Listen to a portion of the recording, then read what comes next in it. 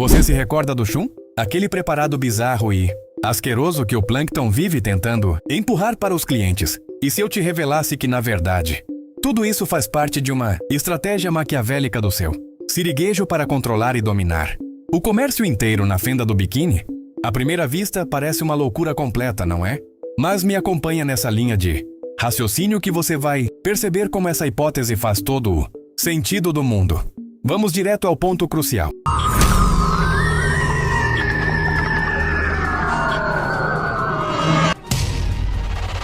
Por mais chocante que pareça, o componente misterioso da receita do hambúrguer de Siri é justamente o Shun.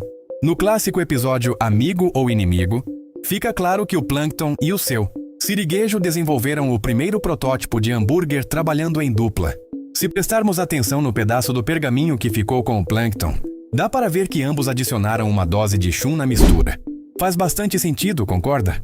Só que, durante aquela discussão acalorada, o Plankton bate a porta com força e faz com que vários condimentos caiam acidentalmente na bacia, gerando o que hoje conhecemos como a fórmula do hambúrguer de Siri.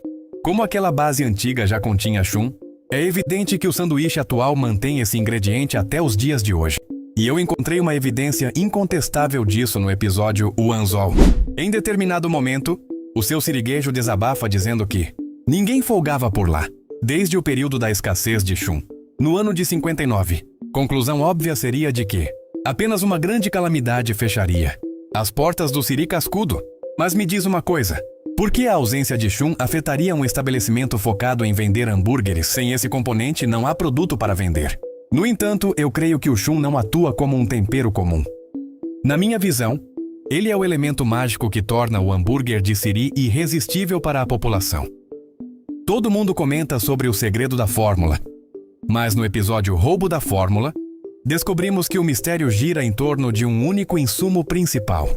O Plankton, após décadas de tentativas, já domina a lista de ingredientes inteira, exceto essa peça fundamental. Um lanche comum no alimento que sustenta os hábitos de toda a fenda do biquíni. Para melhorar, essa substância secreta chega ao restaurante escoltada por um esquadrão tático fortemente armado. Isso confirma que estamos falando de um recurso extremamente valioso e perigoso.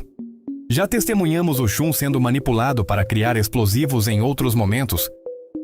Logo, faz sentido que seja um material altamente instável que demande proteção máxima. Mas aí vem o grande questionamento. Como o Shun, que normalmente funciona como um composto altamente tóxico, capaz de internar qualquer habitante do mar, pode ser o segredo do sucesso? Para neutralizar essa ameaça sem precisar alterar o seu produto, o seu siriguejo traçou uma estratégia de marketing brilhante e cruel. Iniciar uma destruição de reputação contra o Shun. O desenho indica que o Shun já foi um alimento aceitável no passado, visto que o siriguejo consumia na juventude e famílias tradicionais dominavam seu preparo. Mas assim que o hambúrguer de Siri estourou, ele iniciou uma lavagem cerebral na população.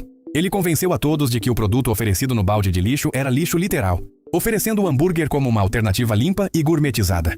Com o passar das gerações, as pessoas esqueceram a origem da substância e passaram a associar o prazer apenas ao formato do hambúrguer. Essa jogada funciona perfeitamente até hoje. Os cidadãos sentem aversão imediata só de escutar a palavra Shun. E o Plankton contribui para isso, já que suas habilidades culinárias são péssimas, entregando um produto intragável. O império do Siri Cascudo é baseado em manipulação de percepção. Enquanto o seu siriguejo mantiver o público afastado do Shun puro, ele os obriga a comprar o hambúrguer para satisfazer o vício biológico que ele mesmo alimenta. Você sabia que o Gary detalhou toda a engrenagem do universo de Bob Esponja ainda na primeira temporada da série e quase ninguém notou? Nós sempre soubemos que o caracol de estimação era inteligente, mas ele escancarou a mitologia do desenho no clássico episódio Hora de Dormir. Naquela história, o Bob Esponja ganha a habilidade de transitar de forma consciente pela mente e pelos sonhos de seus conhecidos, enquanto eles descansam, até que ele vai parar no subconsciente do Gary. Lá, adotando uma postura extremamente intelectual, o caracol dita as diretrizes fundamentais daquele plano astral. Preste muita atenção, pois este trecho é vital para compreender o desenho. O primeiro ponto defendido pelo Gary é que as projeções oníricas não são meras ilusões da mente. Elas constituem uma dimensão real e concreta, totalmente livre das amarras físicas do mundo desperto.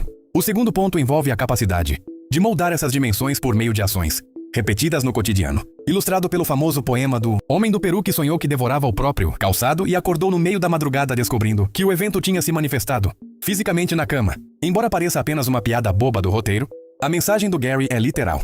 As dimensões dos sonhos possuem tanta substância quanto o mundo material. e os eventos que ocorrem nelas têm o poder de alterar a vigília. O próprio desenvolvimento da série valida a afirmação do caracol.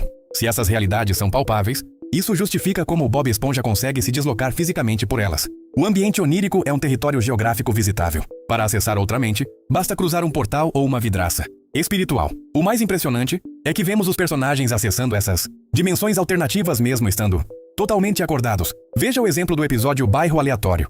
Nele, o Bob Esponja e o Lula Molusco precisam realizar uma entrega em uma vizinhança interdimensional bizarra, onde os conceitos básicos de física e espaço simplesmente deixam de funcionar. Essa descrição bate perfeitamente com o que o Gary explicou sobre a ausência de restrições terrestres. O visual desse bairro aleatório é idêntico à estética dos sonhos apresentados na série. Construções feitas de colagens absurdas e partes do corpo que se separam espontaneamente do tronco. Esse local nada mais é do que um dos setores da dimensão mental descrita pelo Gary. A forma como eles acessam o local também reforça a tese. O Bob Esponja executa uma coreografia específica e é transportado para lá. O Lula Molusco faz os mesmos movimentos e obtém o mesmo resultado. Isso confirma a regra de repetir padrões físicos para regressar ao mesmo quadrante interdimensional. E os exemplos continuam. Na dimensão Doodle, o portal criado pela Sandy nos leva a um espaço onde qualquer traço desenhado ganha vida imediatamente, ou seja, um ambiente onde a imaginação pura dita as leis da matéria. Da mesma forma, no episódio Idiotas da Caixa, quando o Lula Molusco entra no brinquedo, o mundo exterior desaparece e ele passa a interagir com as projeções mentais criadas pela dupla, provando que a caixa operava como um ponto de acesso para essa superdimensão. Temos registros claros de personagens entrando fisicamente na dimensão dos sonhos com o corpo desperto. A premissa do Gary se confirma. Mas e quanto à capacidade de o sonho modificar a matéria física do cotidiano? O desenho brinca constantemente com o clichê do personagem que sonha com um banquete e acorda mastigando o próprio travesseiro, uma referência direta à metáfora do sapato. A série quer deixar claro que a linha entre pensamento e realidade é extremamente tênue. Veja bem, o seu siriguejo sonha que fechou um acordo místico para conseguir compreender o idioma das notas de dinheiro e, ao acordar, ele retém essa habilidade no mundo real. Os paralelos são incontáveis. O pesadelo do Bob Esponja sobre um exército de androides dominando a sociedade se concretiza há séculos depois com o surgimento do Esponjatron. O delírio do Patrick sobre o amigo se clonar em massa vira realidade no futuro. O próprio enredo do primeiro filme da franquia é uma cópia exata do pesadelo do Plankton sobre virar um ditador supremo e ser derrotado pelo protagonista. No próprio episódio do Bairro Aleatório, o Bob Esponja e o Patrick invadem o subconsciente do Lula Molusco, fazendo com que ele consuma um hambúrguer na projeção. Quando o polvo acorda devorando o colchão, o Bob Esponja está materializado fisicamente ao lado dele na cama, em vez de um simples caso de sonambulismo. O que ocorreu foi um teletransporte físico gerado pelo colapso do sonho ao despertar. Outra evidência esmagadora ocorre no episódio medieval. Ao caírem dos cavalos e desmaiarem, os protagonistas sonham com uma viagem temporal para o passado. Ao despertarem na atualidade, eles trazem consigo um bolo físico da corte real daquela época, provando que a experiência alterou a linha temporal e transportou matéria de uma era para a outra. Seguindo essa linha, como explicar o episódio do lápis mágico onde os desenhos ganham autonomia? Isso só se torna viável porque toda a fenda do biquíni, na verdade, já está localizada dentro desse macro-universo mental. O instrumento utilizado não possuía propriedades mágicas de nascença. Era um lápis comum derrubado por um desenhista humano do mundo real. O artista representa o criador desperto. Quando o objeto cruza a barreira da superfície e entra no oceano, ele se submete às leis da animação e ganha capacidades criativas ilimitadas. A fenda do biquíni funciona como uma subcamada desse sonho coletivo, possuindo suas próprias diretrizes. E qual seria o limite ou a janela que separa o real do imaginário? A resposta é a própria água do mar. Note como toda a introdução exibe imagens de uma ilha real em live action e, assim que a câmera mergulha no oceano, o cenário se transforma em um universo de desenho animado. Na superfície operam as leis da nossa física. Abaixo da linha d'água entramos na lógica dos sonhos. Qualquer elemento que afunde perde sua rigidez material e ganha propriedades fantásticas. Essa abordagem soluciona todas as furos de roteiro e contradições cronológicas da série. A origem do hambúrguer varia entre uma descoberta casual da dupla, siriguejo Plankton, e um paradoxo temporal onde o próprio Bob Esponja viaja para o período medieval e ensina a receita para o antepassado do patrão. Essas pontas soltas convivem no mesmo universo porque, com frequência, a realidade sofre um reset quando algum personagem acorda, embora o apagamento nunca seja absoluto. No episódio Procrastinação, o protagonista enfrenta um terrível pesadelo e acorda assustado, percebendo que a redação que ele precisava fazer surgiu preenchida num passe de mágica. O estresse mental dele se expandiu para o ambiente físico e moldou a matéria. O mesmo ocorre com a Sra. Puff em Tempo Perdido.